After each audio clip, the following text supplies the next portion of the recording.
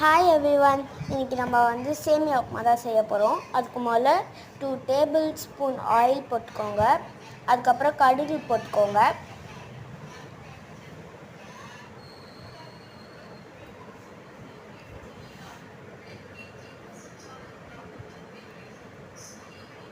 அது பொரிஞ்ச பிறகு கருவேப்பிலையும் காஞ்ச மிளகாவும் போட்டுக்கோங்க.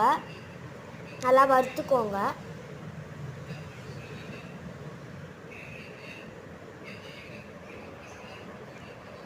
அதுக்கப்புறம் உளுத்தம் பருப்பும் கடல பருப்பும் போட்டுக்கோங்க. நல்லா வறுத்துக்கோங்க. அதையும்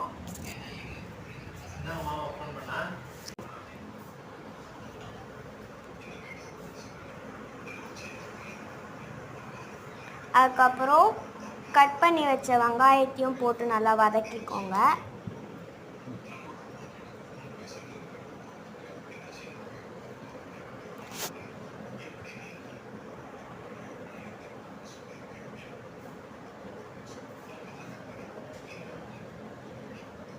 அது நல்லா வதங்கணும். வதங்கிட்ட பிறகு லைட்டாக உப்பு போட்டுக்கோங்க.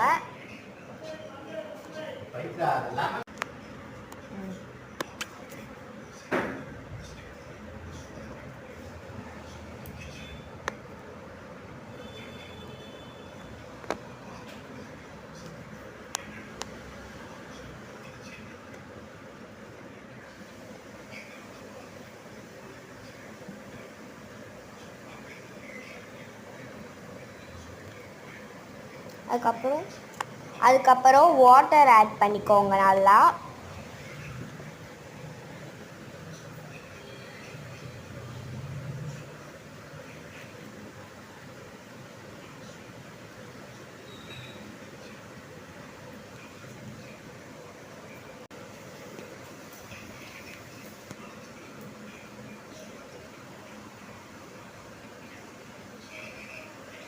வாட்டர் நல்லா கொதிக்கணும். கொதிச்சிட்ட பிறகு சேமியா போட்டுக்கோங்க.